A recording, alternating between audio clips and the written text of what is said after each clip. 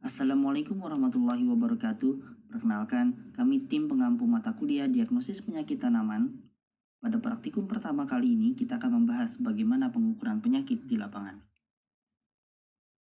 Diharapkan setelah praktikum ini selesai, mahasiswa mampu memahami bagaimana mengukur penyakit di lapangan, baik kejadian maupun keparahan penyakit.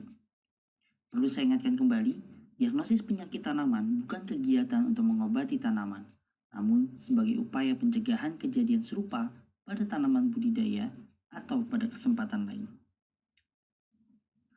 Di lapangan, saat kita menyadari tanaman kita sakit, seringkali setelah menunjukkan gejala dengan tingkat menengah ataupun tingkat lanjut. Hal ini menyebabkan telah terjadi keterlambatan dalam proses pengobatan. Biasanya akan muncul dua pertanyaan, apa yang salah dengan tanaman yang kami miliki, dan apa yang bisa dilakukan. Untuk mengetahui jawaban tersebut, diperlukan kegiatan diagnosis penyakit tanaman. Kegiatan diagnosis dibagi menjadi dua macam, yaitu mencari penyebab penyakitnya, serta mengukur dan meramalkan intensitas penyakit tersebut. Intensitas penyakit sendiri dibagi menjadi dua istilah, yaitu kejadian penyakit atau disease incident dan keparahan penyakit atau disease severity. Kejadian penyakit melambangkan jumlah tanaman yang sakit atau jumlah bagian tanaman yang terserang penyakit, dapat berupa persentase atau proporsi. Sedangkan keparahan penyakit merupakan tingkat kerusakan akibat adanya penyebab penyakit pada tanaman. Satu yang perlu ditekankan dalam melakukan pengukuran terhadap penyakit. Setiap penyakit memiliki cara pengukurannya sendiri. Ada penyakit yang diukur berdasarkan jumlah tanaman yang terserang, seperti penyakit dumping off. Ada yang berdasarkan luas area yang terserang, seperti pada penyakit karat, atau berdasarkan stadia gejala yang ditimbulkan, seperti pada penyakit hawar daun, atau jumlah bagian tanaman yang terserang, seperti pada bercak daun. Dalam penentuan penyakit di lapangan diperlukan pedoman konversi dari kejadian yang sifatnya adalah kualitatif, penampakan di lapangan, menjadi bentuknya angka atau kuantitatif. Untuk itu, kita membutuhkan standar diagram. Standar diagram dibagi menjadi diagram gambar dan juga kunci deskriptif.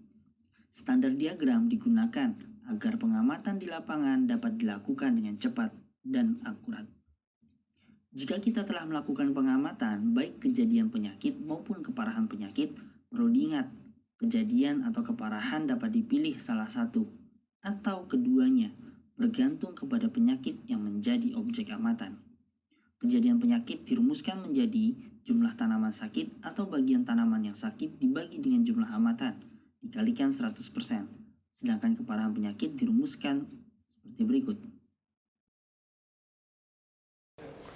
Jadi untuk mengukur disease severity atau keparahan penyakit, kita akan menggunakan rumus seperti ini, di mana disease severity merupakan sigma dari N kecil dikali dengan V dibagi dengan Z dikali dengan N besar kali 100%. Untuk aplikasinya kita lihat seperti ini. Ini contoh, ketika kita memiliki 10 tanaman, misalkan kita menggunakan 5 skala sesuai dengan tabel pengukuran ITA tahun 2012. Kalau kita lihat di sini, tanaman 1 memiliki skala 2, tanaman 2 memiliki skala 4, tanaman 3 memiliki skala 1, tanaman 4 memiliki skala 3, tanaman 5 memiliki skala 1, tanaman 6 memiliki skala 2, tanaman 7 memiliki skala 1, tanaman 8 memiliki skala 3, tanaman 9 memiliki skala 1, dan tanaman 10 memiliki skala 4. Untuk menghitungnya, kita lihat. I sama dengan N kecil. N kecil adalah jumlah. V adalah skor. Misalkan, skor 1. Kita hitung berapa banyak tanaman yang memiliki skor 1. 1, 2, 3, dan 4. 4 dikali dengan skor 1. Ditambah untuk skor 2. 1 2 jumlah tanamannya 2 dikali skor 2 ditambah skor 3 1 2 dikali skor 3 ditambah skor 4 1 2 dikali 4. Karena kita menggunakan 5 skor, maka plus 0 dikali skor 5. Ini kita bagi dengan Z. Z adalah skor tertinggi. Skor tertinggi yang kita miliki adalah 5 dikali dengan N, jumlah total tanaman yang kita amati, jumlahnya adalah 10 dikali dengan 100%.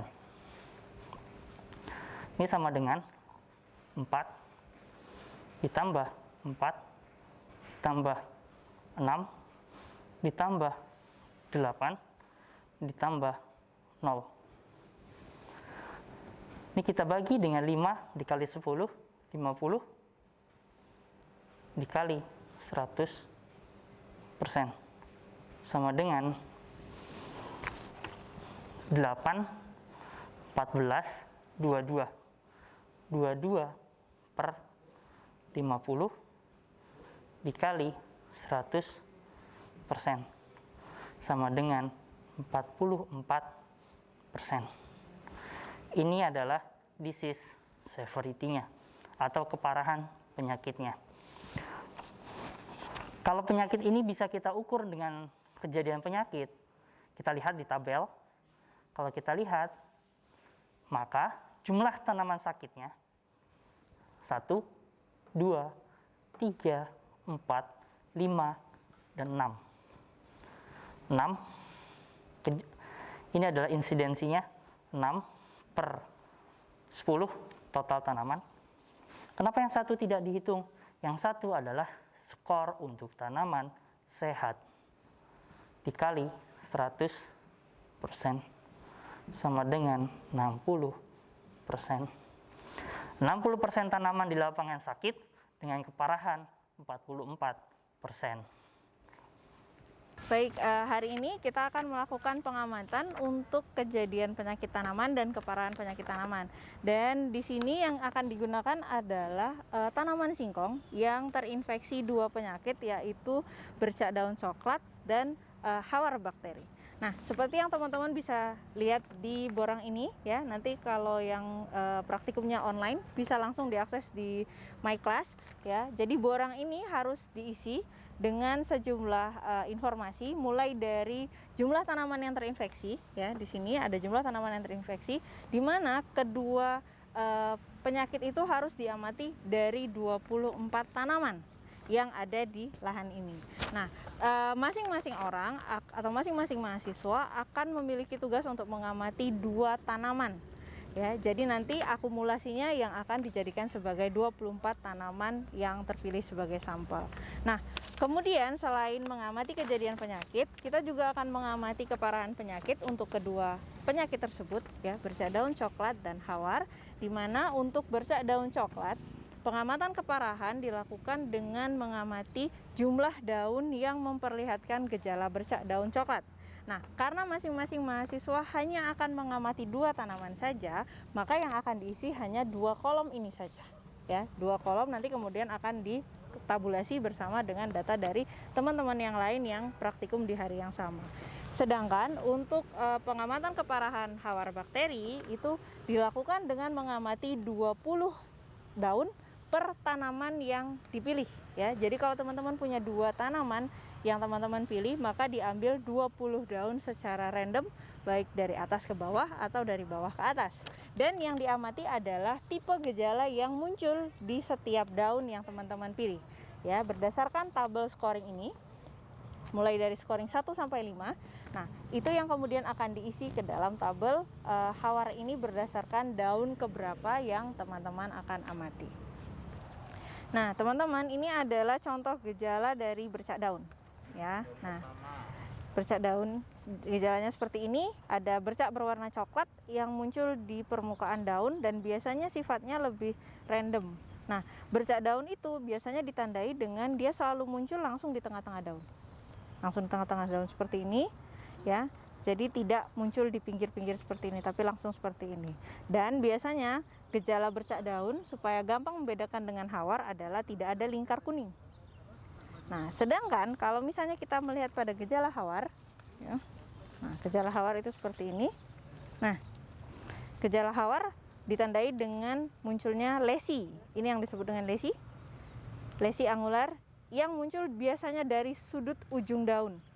Bisa dari pinggir sini atau dari ujung ini, ya. Nah, seperti ini misalnya. Dan biasanya selalu ada bercak-bercak kuning seperti ini. Nah, biasanya kalau untuk hawar, karena tadi hawar menggunakan scoring, kita bisa lihat contohnya di sini. Misalnya, ini adalah contoh gejala hawar pada scoring nomor 2. Jadi ditandai dengan munculnya bercak-bercak kuning halus seperti ini di bagian sudut-sudut daun. Nah, sedangkan kalau kemudian sudah mulai muncul lesi seperti ini masuk ke dalam scoring 3. Nah, pada kondisi yang parah biasanya bisa seperti ini. Jadi kuning, kemudian ada lesi juga, dan mulai layu. Jadi lesinya sudah mencapai batang atau tangkai tulang daun. Nah, ini biasanya masuk ke dalam scoring 4.